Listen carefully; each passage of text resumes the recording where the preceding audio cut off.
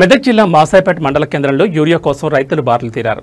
Urea lorry రావడంతో తెల్లవారుజాము నుంచి రైతు వేదిక వద్ద యూరియా టోకెన్ల కోసం వందలాది మంది రైతులు బారులు తీరారు. యూరియా టోకెన్లు మంజూరు చేయకపోవడంతో వ్యవసాయ అధికారి రాజశేఖర్ రెడ్డితో రైతులు వాగ్వాదం దిగారు. ప్రభుత్వం సరిపడా యూరియా సరఫరా చేయాలని డిమాండ్ చేస్తున్నారు.